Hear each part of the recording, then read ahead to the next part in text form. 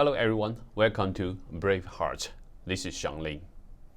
Recently, due to the YouTube's stringent policies against conservative influencers, my YouTube channel BraveHearts can no longer monetize any of the video right now. Well, it is a disappointing situation, but we still will keep this channel running because we know many people are still on YouTube, many people can still access our information if we still keep it running. And at the same time, I will open up another channel. It's called Global Watch with Dr. Xiangling. So I'll provide additional information about my new channel in the description section of this YouTube program. So hopefully my subscribers in this channel can also subscribe my new channel, Global Watch with Dr. Xiangling. So today's topic is regarding about Taiwan, about the large incursion by Chinese Communist Party's warplanes against Taiwan last weekend. When the large incursion happened last weekend, my Taiwanese friend asked me, is Chinese government ready to launch military attack on Taiwan? Some people are really worried because they think right now is new administration in the United States. Of course, this new administration is not as tough as Trump's administration, and they worry the Chinese Communist Party will treat it as a golden opportunity to use military to conquer Taiwan. Well, I told my friend, wait a couple of days, let's see what might happen next. If Chinese government want to use military to conquer Taiwan, they will further escalate the conflict. So basically, the Chinese People's Liberation Army's warplane had this incursion into the Taiwan's, you can say, space for 2 days, and a very small incursion on Monday again. But then they no longer take further action for 2-3 days in this week. Will they do it again this weekend? We don't know. But I think it tells us more about the motive for these large incursions happened last weekend. And I happened to have a discussion with two friends, two experts on China issues on one of the interview program conducted by Soundhouse Radio. And I actually had different opinions compared to these two analysts. So both of them saying that China definitely will take this opportunity and use militaries to attack Taiwan. But I don't agree on that because I think Chinese government is not in a status to attack Taiwan with force. Why? So in today's program, I want to talk about my reasoning on this situation. So first, the Chinese People's Liberation Army know its capability very clearly. They know the issue of attacking Taiwan is actually how soon the United States military force will intervene, because Chinese government know just Taiwan military force alone, they can defend the island probably 2 weeks or even 1 month. But if the United States military intervene, China will face a calamity for its military force. As we see recently, the National Defense Strategy Framework has been revealed. That framework was established in 2018 in the Trump administration, and that document was declassified. And we see very clearly the top goal for the U.S. military in the Indo-Pacific is to deny the People's Liberation Armies sustained advantage if they launch attack against any forces in the Indo-Pacific area. So the U.S. military force has the capability right now to use their missiles to lock down any of the missile launchers that Chinese military force has.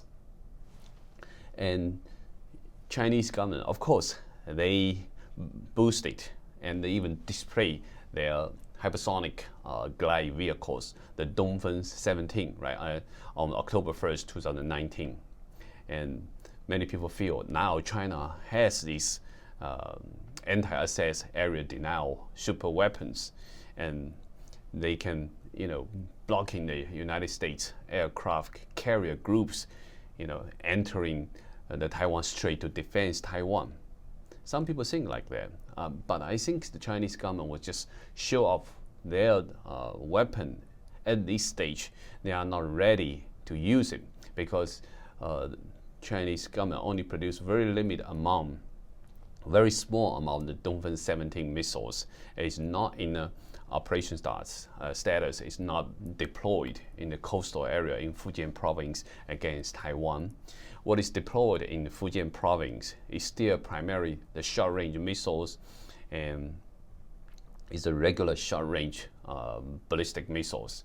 And Taiwan have the air defense systems that can defend themselves against these short-range missiles. So you can see in the past 2 years, and the Chinese government quite frequently do these airspace incursions and these kind of harassments, but they never do any missile launch testing. Right? It's not like North Korea. North Korea, when they was in a very aggressive status, North Korea will test missiles, firing into the sea near Japan, really stirred up the tense atmosphere in that region. But Chinese government never did that because they know if they do it, their missile launcher site will be further exposed, and then the U.S. military can easily lock down their launch site, engage them. But right now, it's very clear the U.S. military can have this ability, and they can effectively quench out all the missile capabilities that PLA has.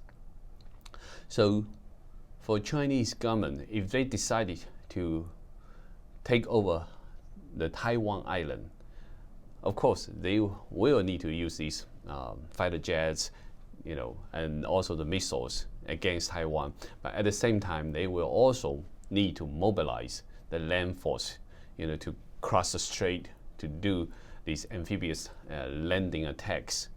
And so right now we didn't see any mobilization or deployment of land forces of the People Liberation Army. So I don't think the Chinese government is ready to attack Taiwan. If it's ready, we will see missile launch, we will see mobilization of land forces. So that's my reasoning. So I think the military is not ready to attack Taiwan. So I hope this will give some of my Taiwanese friends ease of mind at this moment. The Chinese government is not ready to attack Taiwan.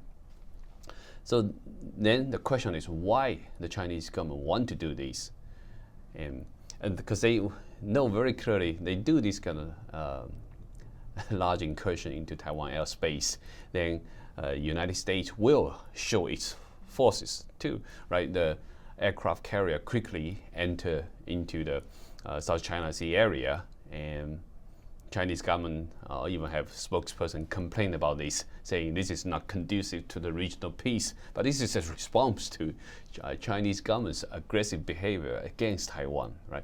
So they know the U.S. military will respond. Why they do it? And I think they are testing the Biden administration's attitudes against China, and especially they know Biden administration will probably manifest its overall national security policies on February 1st. So Chinese government cannot wait. They need to immediately show their force. They need to deliver a very strong message to Biden administration to see if they're willing to defend Taiwan as strong as Trump administration. Probably they guess Biden administration won't be as tough as Trump administration, but will it totally back into the engagement policy like the Clinton administration or Obama administration? That's what Chinese government want to know, right? So another argument my friends had is that they said that the Chinese Communist Party doesn't care whether they will lose this war or not. They basically want to divert the internal pressure to outside. But they know they internally the political structure is very vulnerable, And when they have deep troubles internally, they will launch a war and divert the whole population attention to Taiwan, further boost up the nationalisms, right? So maybe this way can save the communist regime. And they said the Chinese Communist Party had a long history of ignoring, Chinese people's life, just like the Tiananmen Square massacre, just like what they did in the Korean War. They don't care people's life, and they can launch a war when they are not ready at all. So even the Chinese PLA know they are not ready to fight. They can still instigate some military conflict with Taiwan. Will this be possible? So that's related to another aspect I need to analyze. That's about the political structure inside China.